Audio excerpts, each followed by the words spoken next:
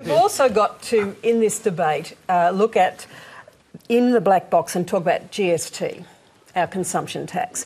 Now, it's become the holy grail, but Jeff Kennett the other day made, I think, good work of saying, hey, hang on, let's look at the fact that only half of our goods and services are in fact taxed, and the 10%. When we set it up in 98, you'll remember that we made it a case of that all the states had to agree to change the 10%. But we either include the other goods and services, which the Greens at the time said, were able to argue away, or we increase the GST from 10% and therefore raise a lot of the revenue we need to deal with the ageing population and the incredible cost of medicines and health as people grow older in our times. So can I just quickly ask, are you a sort of renegade Liberal here, or is this a secret agenda that we don't know about? I'm just amazed it's the elephant in the room. Why aren't we talking about the GST? Can I ask you this We've got to talk about it. Can I ask you a question about it? No, we're not out loud talking about the GST. Can I just ask you, because I just see a conceptual problem here.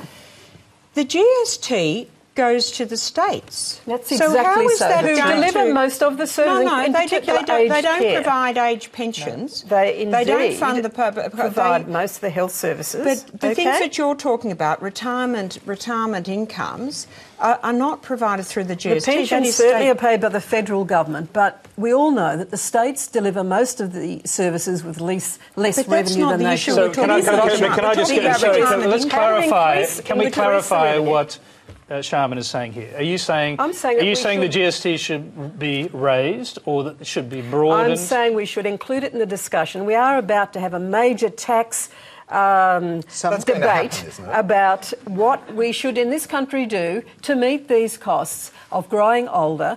We have 1,000 new participants in the disability support scheme per week. Right, the disability support pension. And for a country that has such fabulous health service, in fact, that's amazing that we have 1,000 a week who can't work for at least 2 years who need to have welfare support. So there's a whole range of things we need to do. I know everyone wants to get in on this, but the questioner has a hand up as well, and I'll quickly go back to her. Sorry, I was just going to clarify. I was trying to basically ask whether you think it's more of a personal sort of idea that needs to be addressed in that the children of elderly people need to pay for their parents to retire. Can I give you Joe Hockey's answer? Because I actually read very carefully his speech of entitlement. He was very taken with Hong Kong's filial piety. So basically what he was suggesting is the Chinese formula where one child looks after two parents and four grandparents. So all of you should build rather big houses so you can accommodate all of that, and I can go back to my extended family in India. The problem is 30% of Australian women aren't going to marry, so that all falls down like it has the Japanese. Basically, if a child born today has about a 10% chance, apparently, of living to 100. Particularly if you're a woman. So we need to be aware of that when we're talking about our retirement income, so we need to start planning early. That's the bottom line. I think that's where the Prime Minister, the former Prime Minister, had it right. But the former Prime Minister is making the point that with the current levels of superannuation, it's just not going to happen. Well, I need People to make are going a to run out of here. money. People are going to run out of money before they reach the age of 80. Well, I need to make a disclosure here because I'm one of the 2 shareholders in Australian Super. So we are looking for projects to invest in. It's about trying to find investment for superannuation funds to drive the future revenue. One other point I'd make, the GST agreement is not worth the paper it was written on in 1998. It was an agreement with the states, and the states have not followed through on their side of the deal to get rid of dozens of taxes. Particularly the payroll tax. Particularly and payroll the stamp tax. Duty It's costs. Commonwealth legislation that drives this. You could very easily argue as a Commonwealth government, well, the states have breached their side of the agreement. We are going to go alone here. We will divide the cake and distribute the revenue.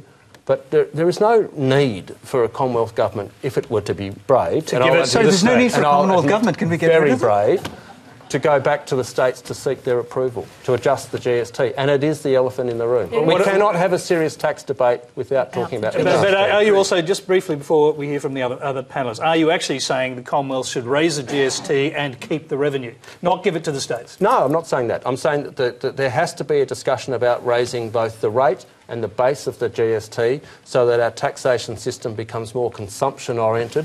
Those sort of ridiculous state taxes like payroll tax, like land tax, like sales tax, They can be got rid of. We have a much more equitable distribution of revenue that way.